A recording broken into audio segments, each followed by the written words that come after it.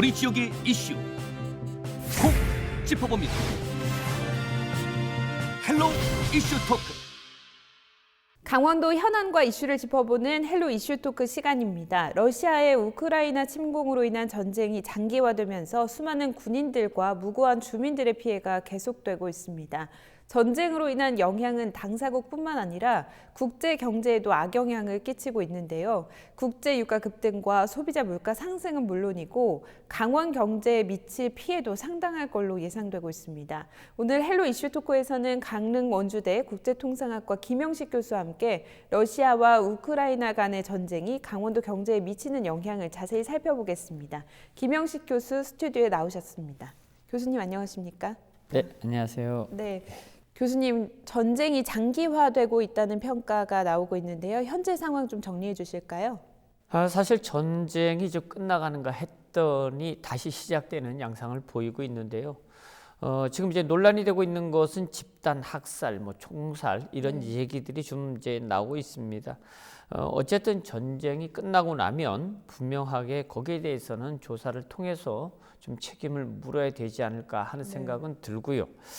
어쨌든 이제 정치적인 얘기는 좀 놔두고 일단 좀 본론적으로 좀 이제 경제라든가 이런 것들에 대해서 좀 얘기를 많이 나눠볼 텐데요.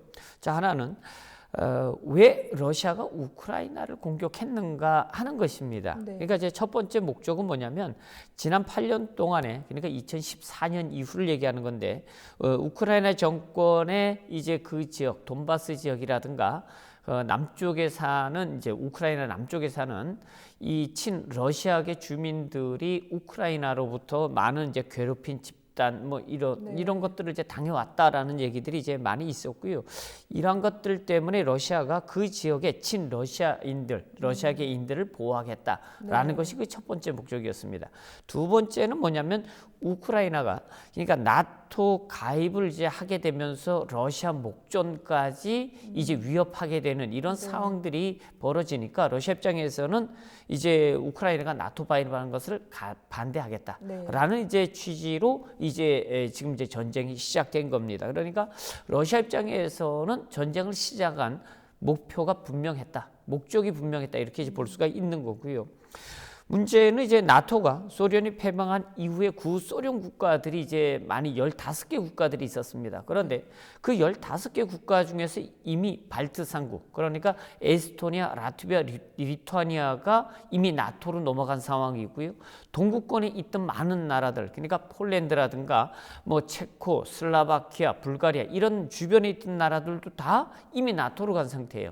이제 끝에 있는 나라가 어디냐면 우크라이나하고 벨라루스 정도인데 벨라루스는 친러시아기 때문에 이제 나토 가입을 안 하겠다고 선언했고요.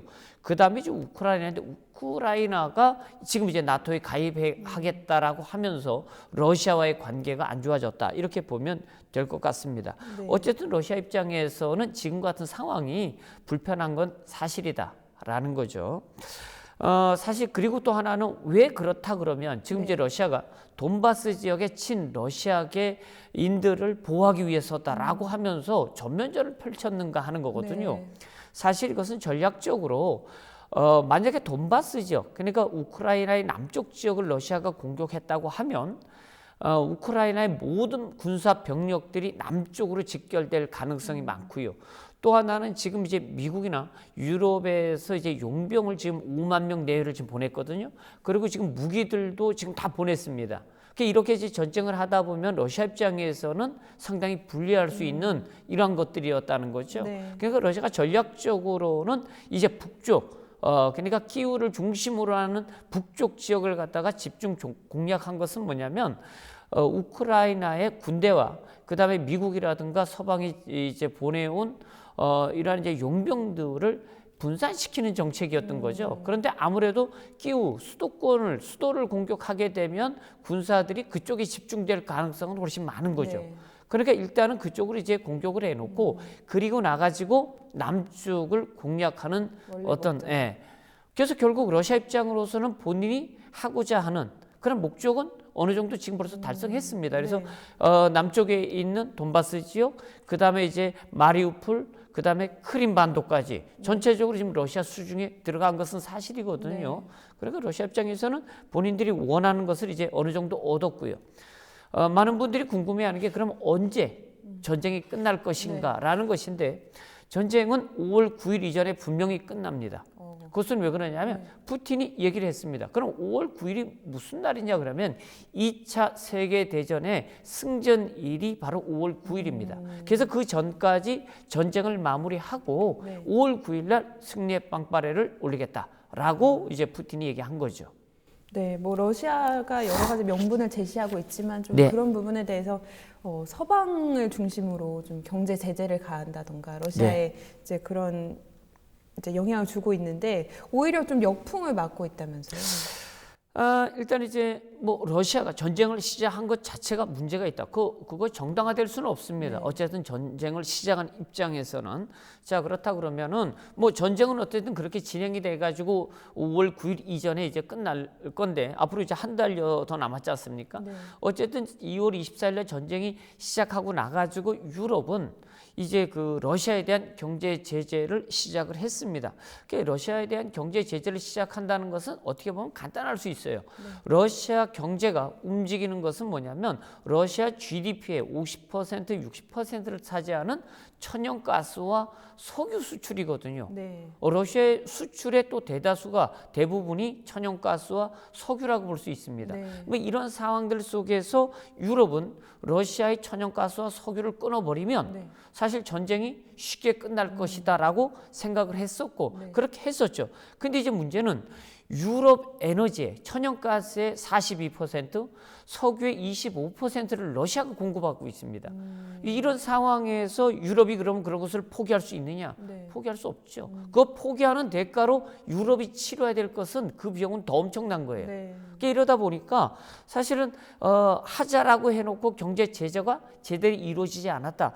그렇게 이제 미국 입장에서는 이것을 정리하기 위해서는 자기들이 이제 하루에 100만 배럴씩 6개월 동안 1억 8천만 배럴을 공급하겠다라고 했지만 이것은 러시아가 유럽에 공급한 에너지의 3분의 1밖에 안 되는 거예요. 그러니까 전체적으로 러시아를 통제하고 경제 제재 수단으로 사용해 왔던 것들이 그 힘을 발휘할 수 없는 상황이다. 이런 거죠. 네. 국제적 뭐 책임과 국제적 역할 이런 것들이 좀 어떤 경제적인 측면에 좀 무너지는 그런 상황이네요. 그러니까 오히려 유럽이 에너지에 대한 어떤 제재를 취했어야 되는데 그렇지 못함으로 해가지고 지금 유럽의 에너지 가격이 엄청나게 치솟았죠. 오히려 좀 역풍을 맞고 그러니까 있는 상황. 그것으로 인해서 지금 물가 상승률도 8% 정도 유럽 전역, 미국도 그 정도로 뛰었습니다. 우리나라도 지난달 4%였다 그러지 않습니까? 예. 맞습니다. 뭐 원자재나 곡물 가격 상승으로 인한 피해도 또 잇따르고 있다고 하는데 그렇죠. 건축자재가 또 가격이 상승한다면서요? 뭐 일단 이제 하나는 이제 우크라이나가 그다음에 이제 러시아를 빼고도 우크라이나가 연간 1,800만 톤의 밀을 생산해 가지고 세계로 공급을 합니다. 세계 5위국입니다. 예. 뿐만이 아니고 지금 이제 옥수수 같은 경우에도 세계 수출량의 13.2%를 우크라이나가 세계 시장에 공급을 하고 있거든요. 이런 상황에서 지금 올해 지금 전쟁이 시작되면서 지금 올해 파종을 못 하고 있어요.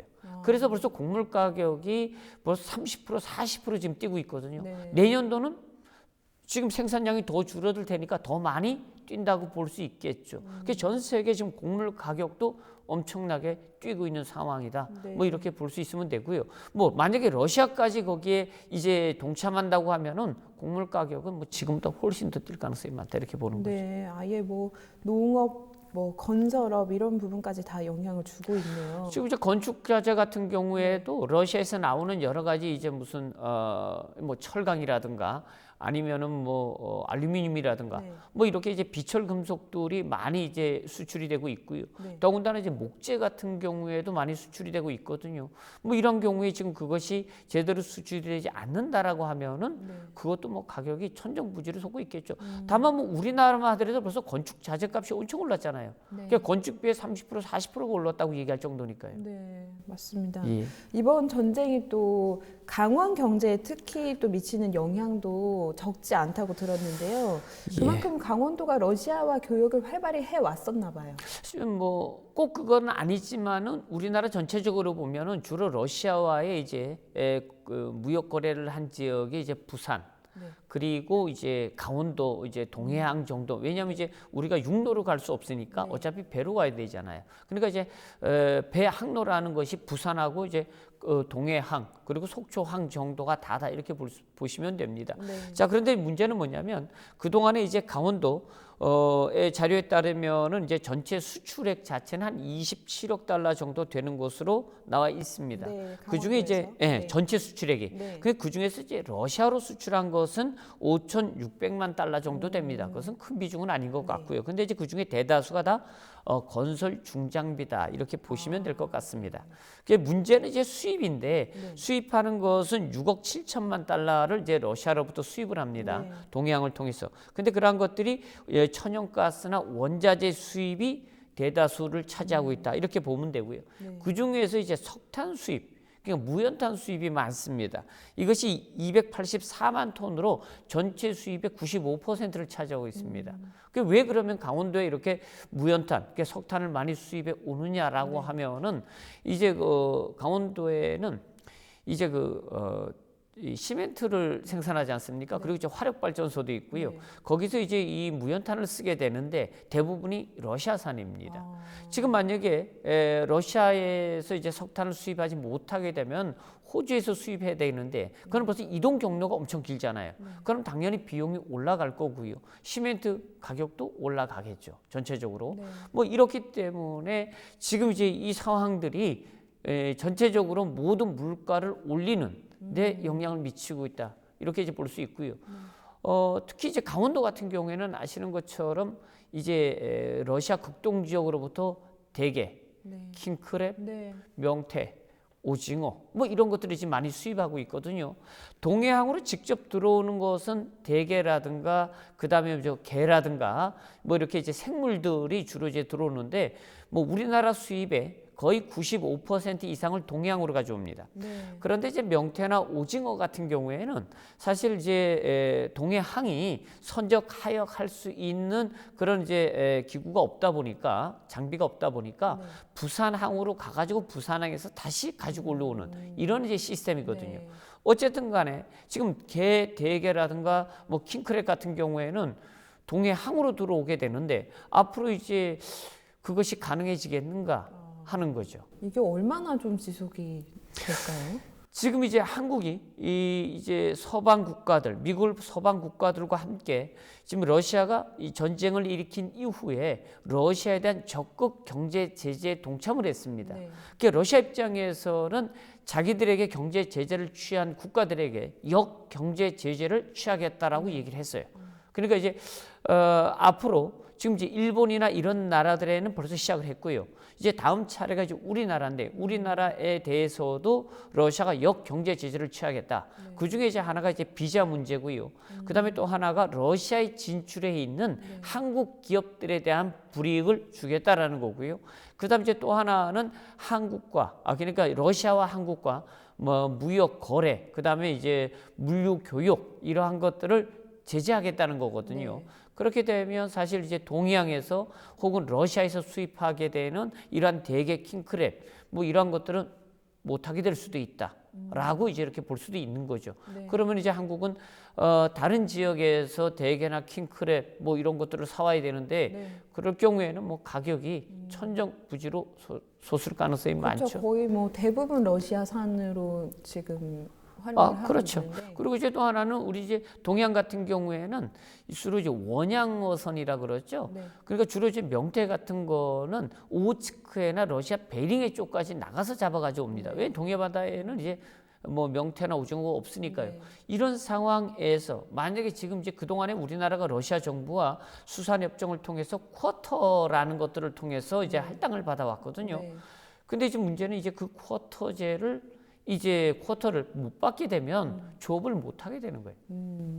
그 우리나라 국민과 경제에 이런 이제 악영향이 우려가 되는데도 그렇죠. 우리나라가 그 유럽 국가와의 그 러시아에 대한 경제 제재에 그 가담하는 것 이거의 그 중요성이 좀 있을까요? 뭐 사실은 우리나라가 처한 이제 환경이 일단 남북 간에 이렇게 이제 휴전선을 두고 있다라는 거거든요. 그렇기 때문에 우리나라 입장에서는 사실 미국이 요구하면 거절할 수 없는 그런 형국이라고 보여집니다. 네. 그러니까 사실 러시아가 우크라이나 전쟁하는 것과 우리나라는 별로 관계가 없을 수 있어요. 네. 그냥 모른 척하고 있을 수도 있습니다. 하지만 이제 뭐 문제가 된 것들에 관해서는 뭐 지적할 수 있겠죠. 그러니까 경제제에 적극 참여하지 않을 수 있다.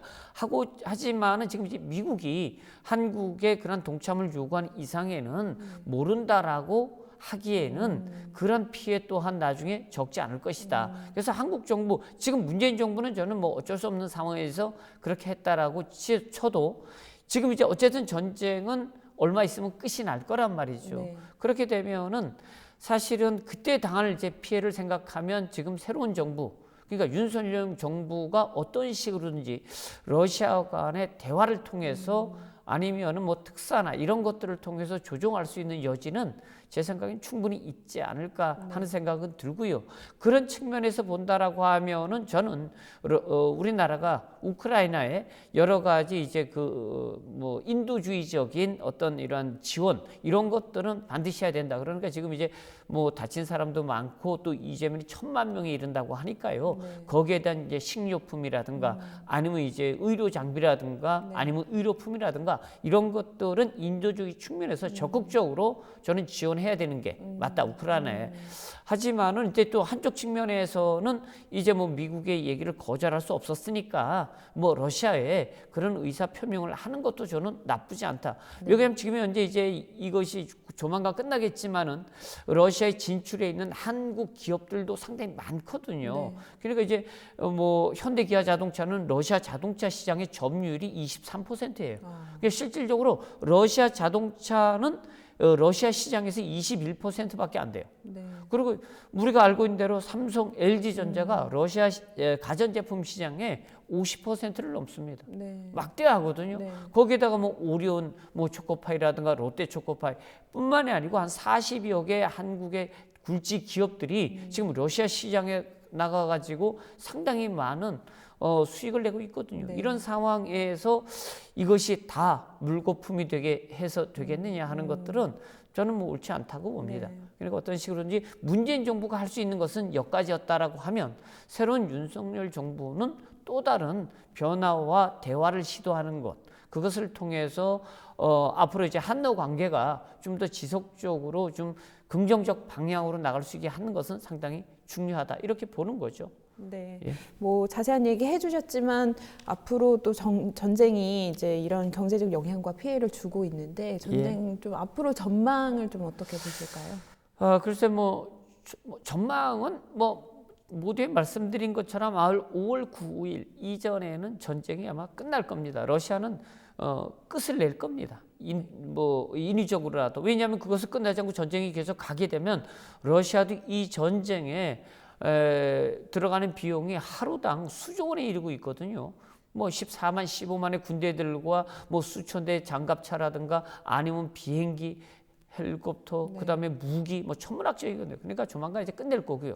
문제는 이것이 끝났을 때 한러 관계, 또 그 속에서 강원도가 극동 지역과의 어떤 경제적 협력이라든가 이런 것들을 빨리 회복시켜 나가겠느냐라는 것들은 상당히 중요하고요.